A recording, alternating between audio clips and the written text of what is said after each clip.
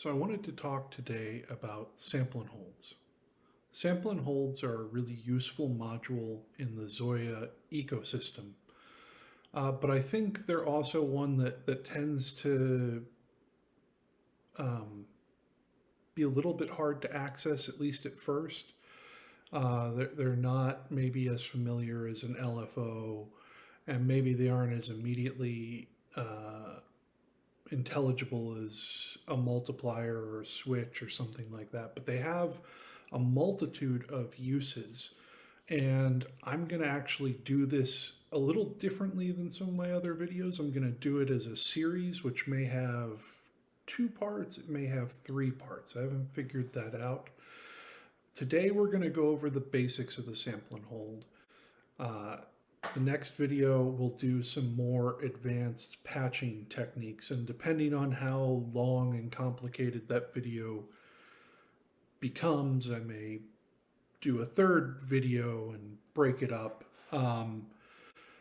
This is also going to be a little bit different because in most of my videos I try to build stuff in front of people, but due to the complexity of sample and hold patching, I just didn't want to take up the time in the videos to do that. I will be releasing the patches that I use in these videos on patch storage. So if there's a point where I go over something and you're not quite sure what connects to what, you can go on patch storage and check out what's happening there. And then the third difference is I decided to show my face while I did this, mostly so I can make confusing hand gestures, which if you've watched any of the live streams that I do, I don't talk like this in person, but somehow in this format, my hands become much more animated.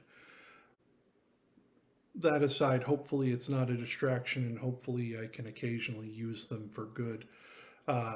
Also repping the ZOIA shirt today, so let's get started with sample and holds. Now, I think the biggest confusion with sample and holds comes up from this word sample, which, if you don't have familiarity with sort of circuitry or, that sort of environment, a sample and hold is something that you're going to maybe think of sampling as in terms of audio sampling, where you sample a snippet of audio and then you can play it back whenever you want.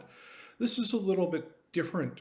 I would think of it more of sampling in the sense of an instrument sampling, a scientific instrument, not a musical instrument, sampling something that it's observing, right? So the sample and hold has 3 components. There's an input that you would connect whatever you want to sample to. In this case, we've got a simple sine wave LFO going into the input of our sample and hold.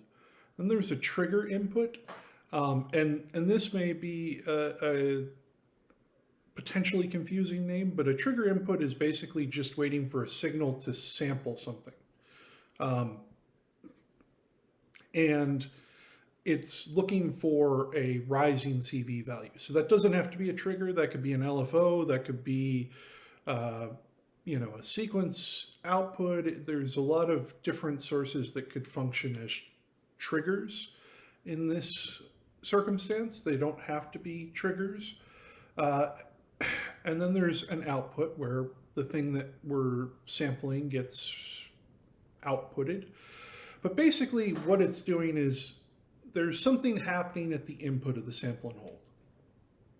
When you trigger it, it samples that value, whatever the value that it sees as its input, 0, 1, points in between, and it'll hold that value until it gets triggered again, and then that value will be replaced with another one. So I'm just going to demonstrate that. Again, we have a sine wave plugged in to the input of our sample and hold, and I've got a stomp switch that goes to the trigger input.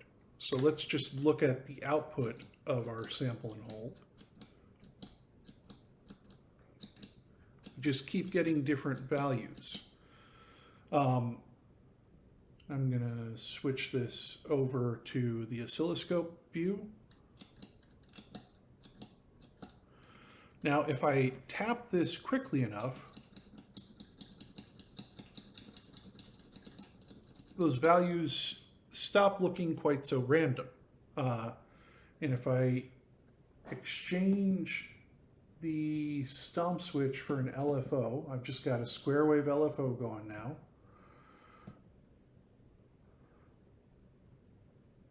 Right now, those values look a little bit random because the square wave LFO's rate is pretty low, but we can increase the rate and get more resolution. So as I turn up the rate of the LFO, we actually see that our sampled output looks a lot like a sine wave. We can increase that rate even more and get better resolution, right? So the sample and hold is just sampling that sine wave wherever it is in its cycle and holding on to that value until it gets a new sample. And this is a pretty simple thing, I think, to wrap your mind around once you see it. But then the applications become a little bit, I think, complicated. Just because there are so many different ways you can use this module. So one other thing I wanted to demonstrate is the difference between the sample and hold, and then if you look in the edit module menu for the sample and hold, you have this option track and hold on. So I've set up this sample and hold to track and hold. And the way that a track and hold works a little bit differently is that if you send it a high value, it'll hold whatever's at its input until that high value drops again. So the sample and hold is looking for any sort of rising CV value. What the track and hold is really looking for is a sustained high CV value. And when it does that, it'll behave like the hold function of a sample and hold. But otherwise, it'll let whatever's at its input pass. So if we, again, look on the oscilloscope, we have our sine wave just passing through the output of the track and hold. But when I press the stomp switch, that sine wave gets sort of frozen. And it'll stay that way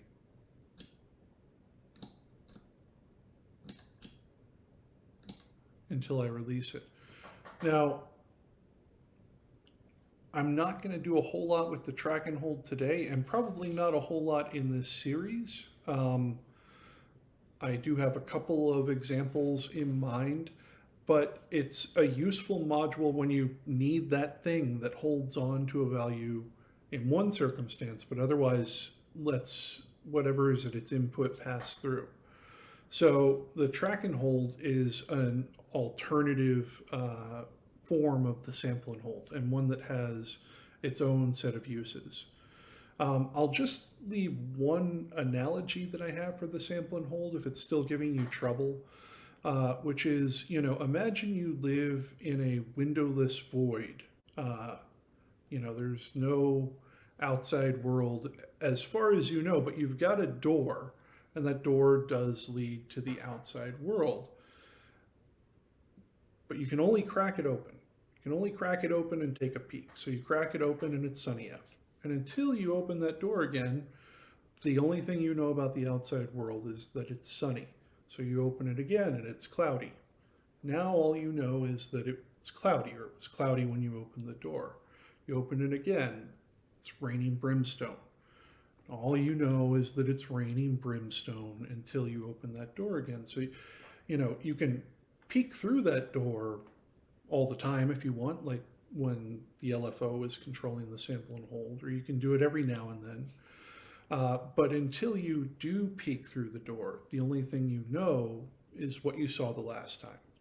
And that's sort of how the sample and hold works. It's peeking through a door, and on the other side is whatever you've connected to the input. And it doesn't know what's on the other side until it receives a trigger, until it cracks the door open and sees what's there. And it won't know what's on the other side until it cracks the door open again. So this is the simplicity and the beauty of the sample and hold. I'm going to walk through one example that people often associate with the sample and hold, which is the idea of, give me a second.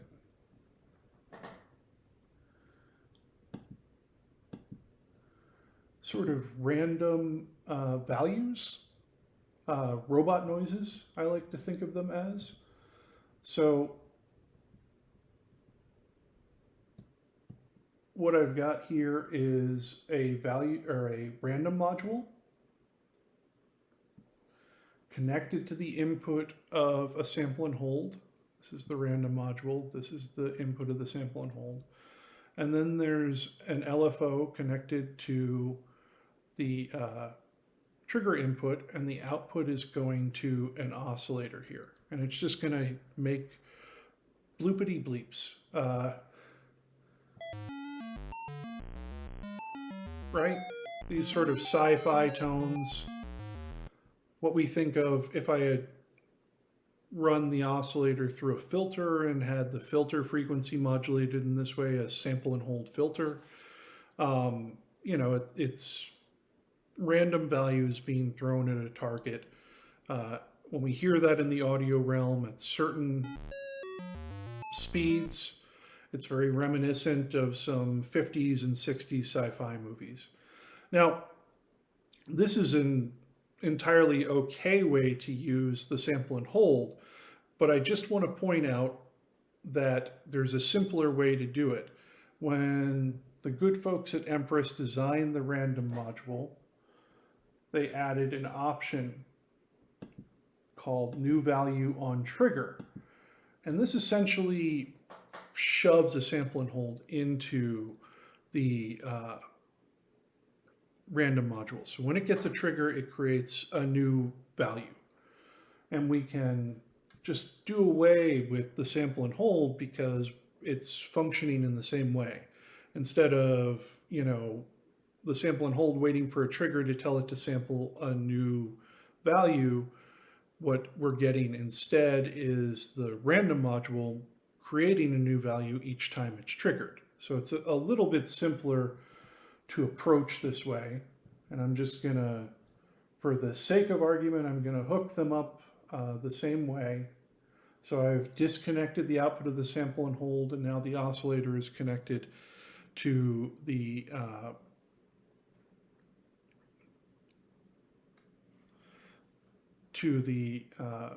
random module. No, that's not on a stop switch.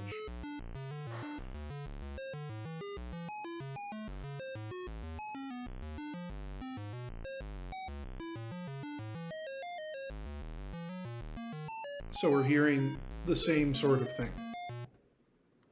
Just wanted to get that out of the way.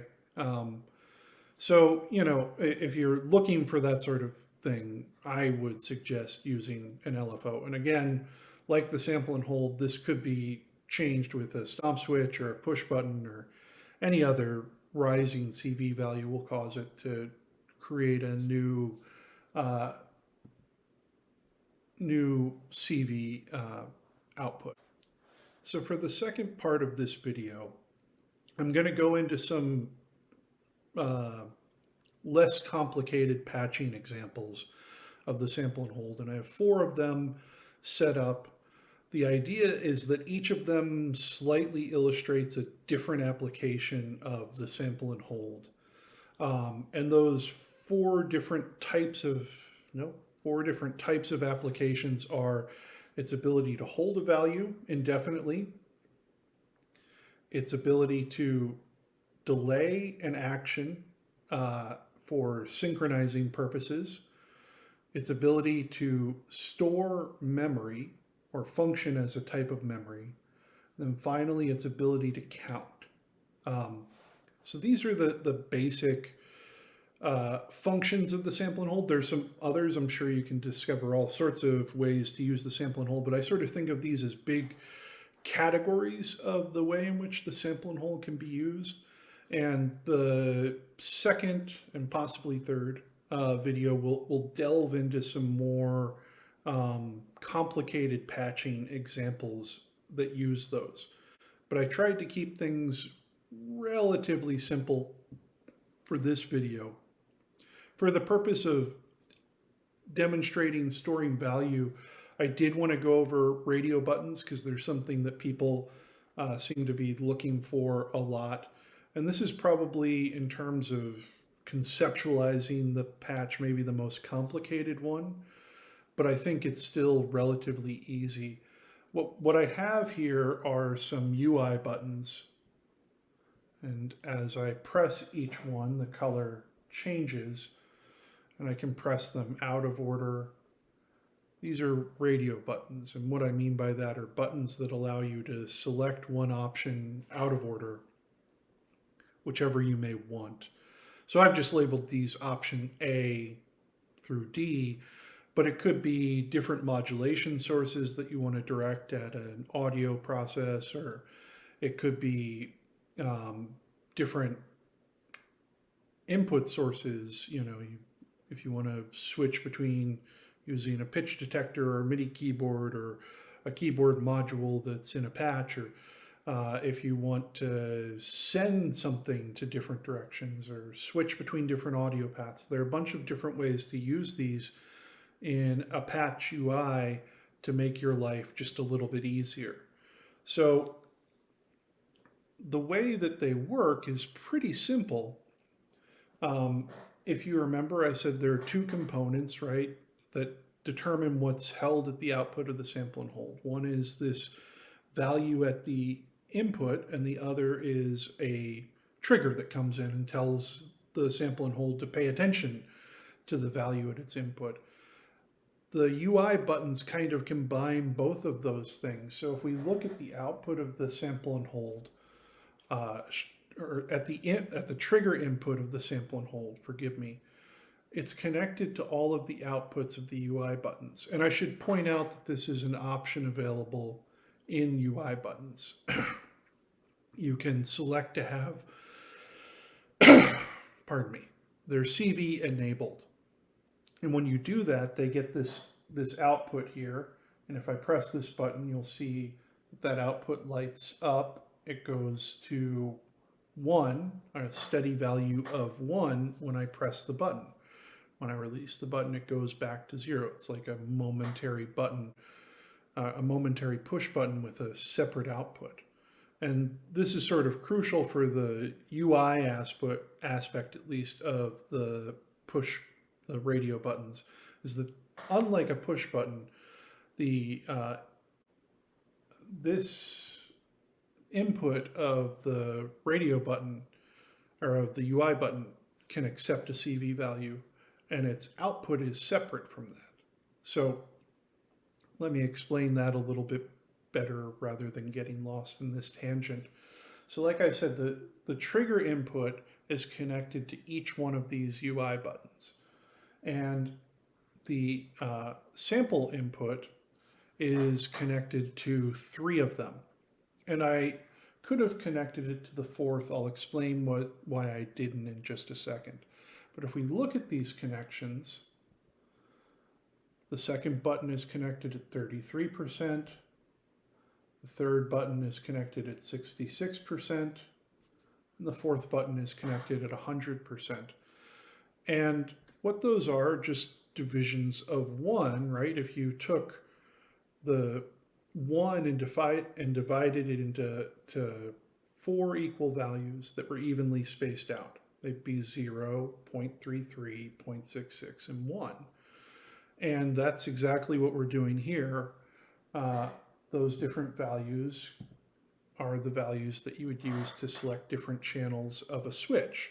So what's happening here is that every time I press one of these UI buttons, it sends a different value to the sample input, and the sample and hold is triggered at the same time to take that value and hold on to it until I press a different button. So, you know, I said this was an example of how the sample and hold could be used to hold on to a value.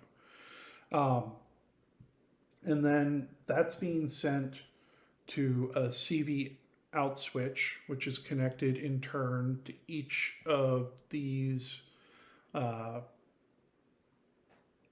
buttons. And that sends a value to their input, which changes the color when I select that button. So that's how radio buttons work. And the reason why this one isn't connected at all, like I said, to the sampling input, is because I want the sample and hold to register as 0 when I press that button. I want it to go to that first channel of the switch, and the first channel of the switch recognizes 0 as meaning channel 1. So I don't connect it at all. If I did want to connect it, I'd want to connect it at a really insubstantial value, and why dial that in? So the other aspect of UI buttons is that they can be expanded, they can be contracted a little bit. You could do a 3-button radio button configuration, but if you did a 2-button one, you might think about a push button, unless it was something where you specifically wanted to label 2 different options that you were selecting between. But they can also be expanded to 10 or whatever push buttons or UI buttons, pardon me. You know, the one thing to keep in mind is that whenever you do that, these connections that are made to the sampling input all need to be attenuated in such a way that based on the number of radio buttons you're using, it selects a different value on a switch with an equal number of channels. If that's the way you're approaching it. You can also just have these send values, right? So, you know, I could have these labeled differently if I wanted to use them to, say, transpose a sequence.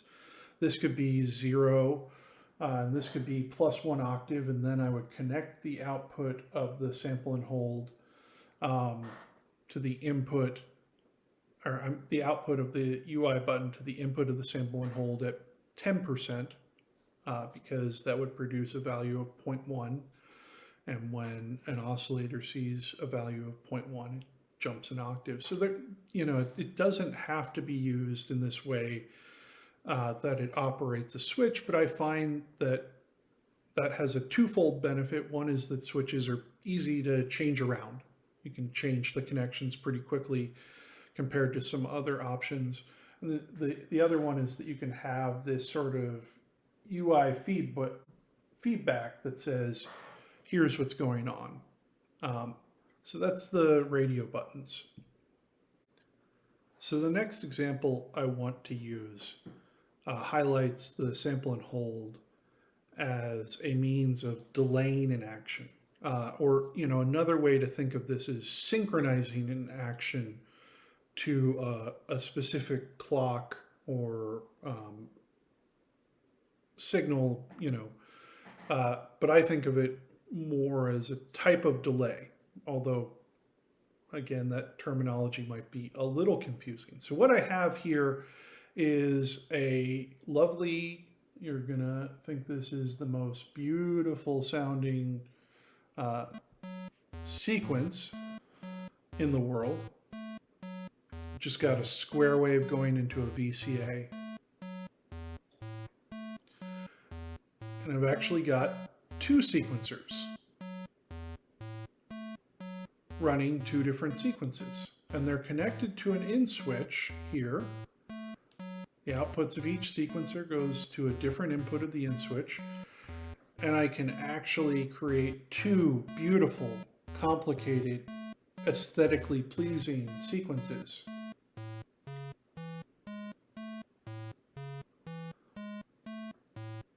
And you might be thinking, boy, just bottle this up and sell it, Chris. You know, this is exactly what everyone has been looking for.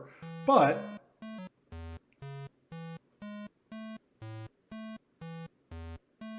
if I change the channel at certain times, we get this weird sound where the oscillator switches notes halfway through its cycle.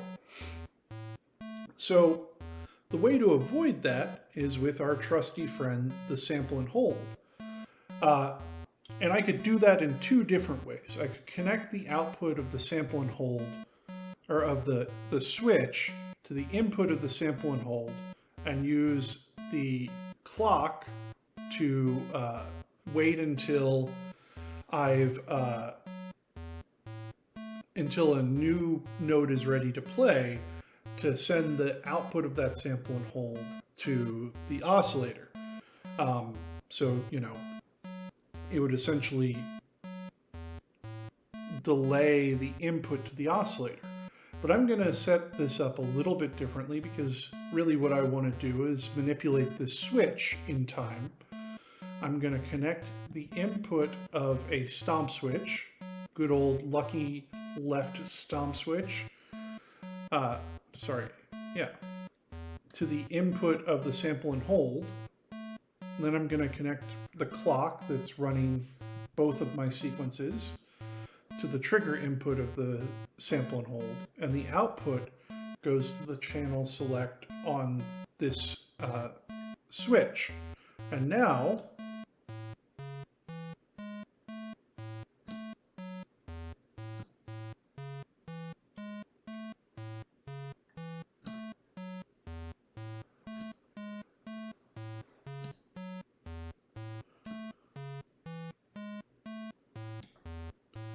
when I make these switches, they're in time.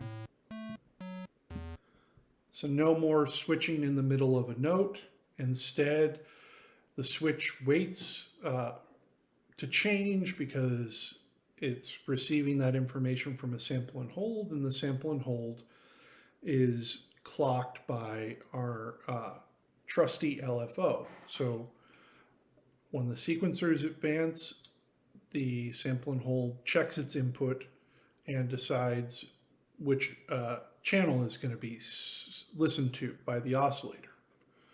So that's, I think, a pretty simple way of demonstrating the delayed value. And again, I said you could do it the other way around. You could have the frequency information, the pitch information, be delayed until a new clock signal is received. And so there are a bunch of different ways that you can think about timing things or having things happen in a sequence. But the important part here is that the sample and hold allows you to make a change, right? I can press this stop switch at any point while the sequence is playing, and that change won't be registered until the next clock cycle. And that's what I mean by a delayed effect or output.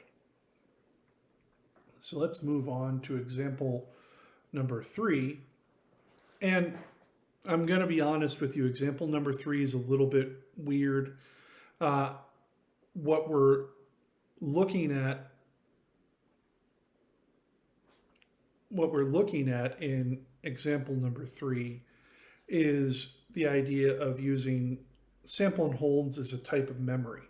And what they can do that, you might be thinking, yeah, we already saw that. That's the UI buttons, the radio buttons, they're remembering what was sampled. That's the first example you gave us with the sine wave.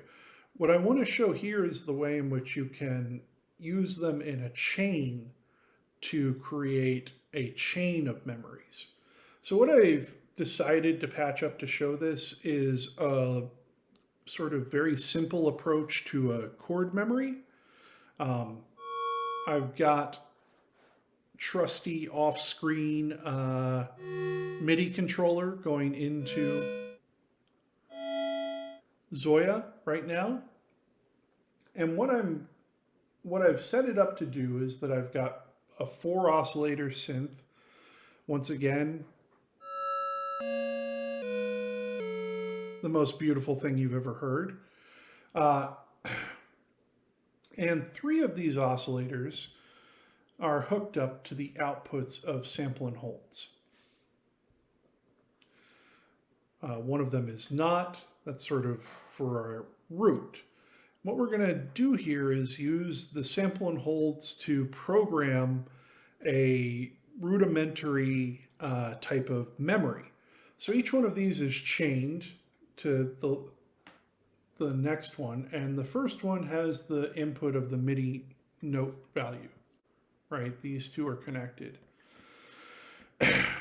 And what I've set it up is that each time I press the stomp switch here, it'll sample the input, and that information will be moved down the chain. And the way that this works is that I'm going to press the keys that I want to use in my chord, other than the root. So this is all based around the idea that you're entering these keys at a value of C4, and I'll talk about that in just a second. But when I press, say I want to add a minor third and a fifth and an octave. So now I've got my little minor chord, and I'm just pressing one key now. There's only one input for this MIDI note in. So what happens is that each time I played a new note and pressed the stomp switch, the memory would be moved to the next sample and hold. So this sample and hold actually has the first note that I played, which was a minor third above the root. And this one has the fifth, and this one has the octave.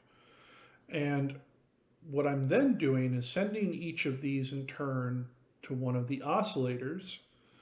But obviously those values would be high. All I'm really looking for here is the relationship between those notes and the root, based on the idea of the root being C4. So what I'm doing then is sending a value equivalent to negative C4 to each of those oscillators to remove that, absolute pitch and get a relative pitch. So each of the oscillators is connected to the MIDI note output, the pitch output from the MIDI note in, and then they're storing different notes related to that input, and then I'm subtracting, using this constant value of negative C4, the absolute pitches and just getting the relative pitches. So once that's done, I can just move those relative pitches up and down the keyboard.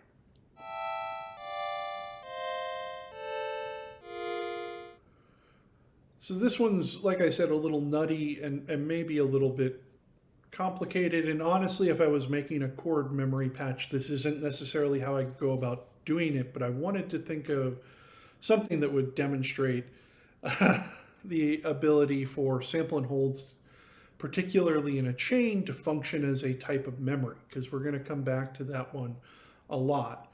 And I thought this kind of showed that. Don't worry, there will be more examples of that idea if you're still trying to get your head around this. More examples of that in the extended, more involved or advanced patching videos, because this is the foundation of the touring machine. It's the foundation of things like a programmable step sequencer, that sort of stuff, is this idea of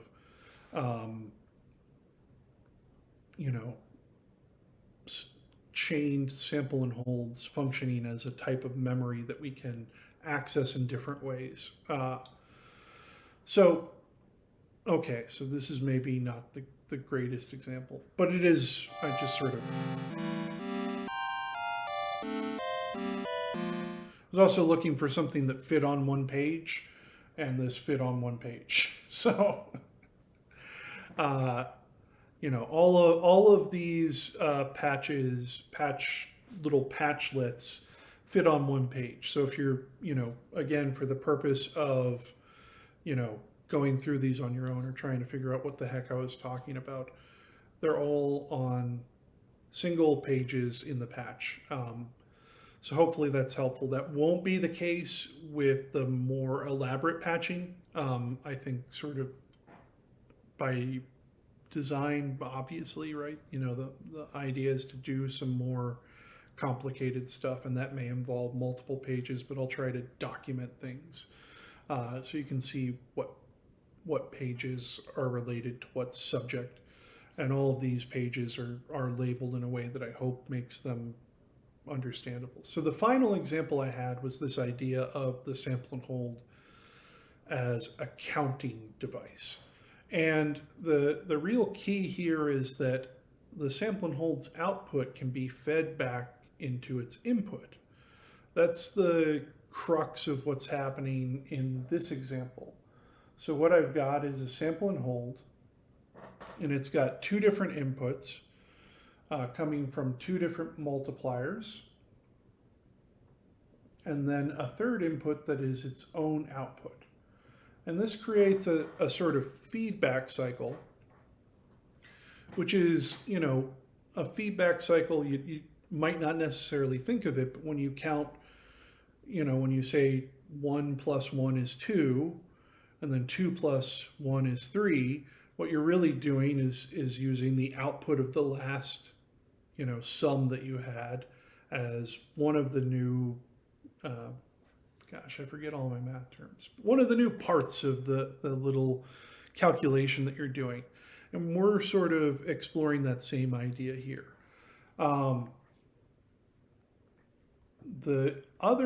So those multipliers are each connected to a push button. And I didn't label them this, but we could think of these as up and down or increment and decrement. The output of those push buttons also goes to a trigger, and I'll talk for in a second about why I translated that into a trigger. It's a pretty important idea about working with sample and holds and working in ZOIA in general. Then I've got a value module that goes to one of the multipliers, and I've got its inversion, which goes to another one. So one of the multipliers will multiply, when you use a push button, it sends out a value of 1. So one of them will multiply it by 0.2, right? And see a smaller value. And the other one will multiply the other push button's output by negative 0.2. And these are two increment and decrement buttons. So when I press, if we look at the output of the sample and hold, right now it's at 0. If I press this push button, the increment one, it goes to 0.2. I can press it again, we get 0.4, and so on. So this is sending a value of 0.2 to the sample input every time I press it. And the reason why the push buttons are converted to a trigger is because this process of attenuation takes a moment in ZOIA speak. It takes a CV sampling period, which is about 1.33 milliseconds. It's based on the speed of the processor used in ZOIA. But if you have things out of sync with the sample and hold, you won't get the results that you want, right? This is a module that both can make timing much easier, but it can also, it also requires a specific sequence of events, right? So if the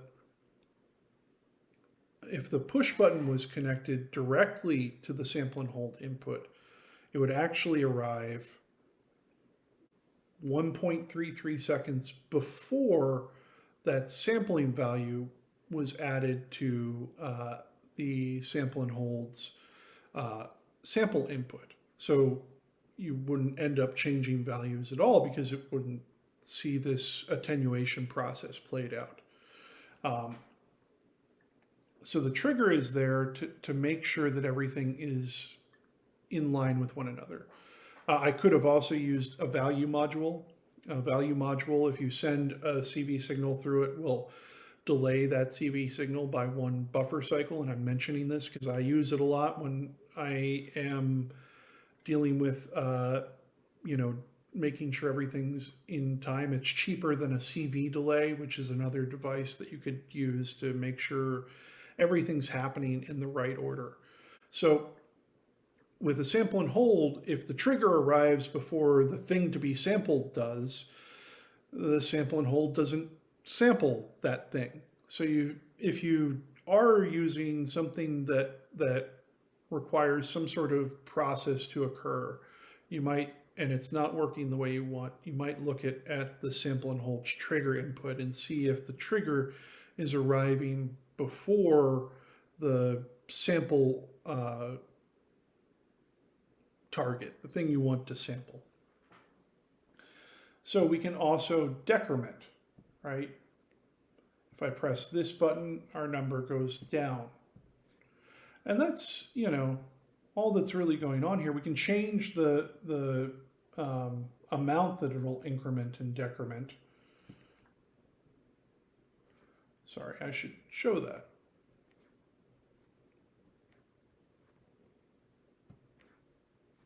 Right, we can count up and down by different values. It's really just a matter of what you would set this value to. But we're going to see this one again in some other more, again, complex examples of where counting matters. But this is the foundation for some different approaches to sequencing rather than using the sequencer module itself. But it can also be useful if you just want to move a value up or down in a set pattern. There are a lot of different uses for a counter. You could have the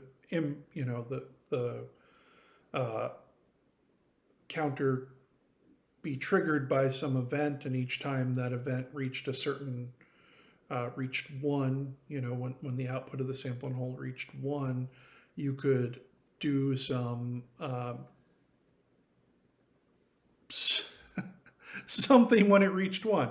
No, what I'm trying to say is that it can be used as a way of sort of keeping track of when certain events happen and responding to the number of them. There are a lot of different applications for this counting aspect of sample and hold, and there's really nothing else in ZOIA that can replicate this behavior. I think that's the thing about the sample and hold, is that it's not a terribly complex module in its singular form, right? There's a sample input, a thing to be sampled, there's a trigger that says, let's sample it, and then there's an output that holds on to that value, whatever it is, until there's another sampling window. That part's easy.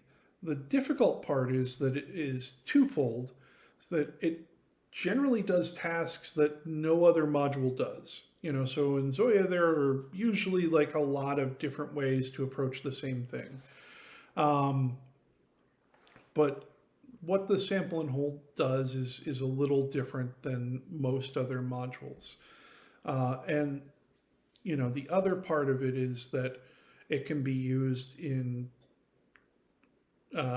these sort of feedback relationships, which you don't see in a lot of other modules. It can be used in chains, which you don't really see in a lot of other modules. So it does employ some patching techniques that are a little bit different than what you would find in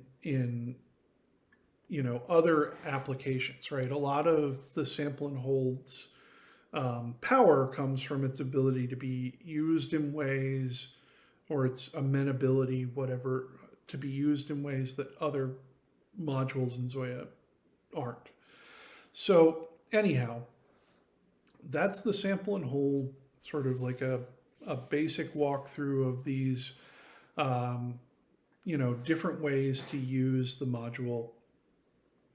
as sort of broad concepts, as a way of holding on to a value, as a way of delaying events, as a way of storing memory, and as a way of counting. And we'll come back to those in the next video. And I can tell by how long this video took, I apologize for that, that we'll probably have 3 videos in the series as I dig into some more complicated examples.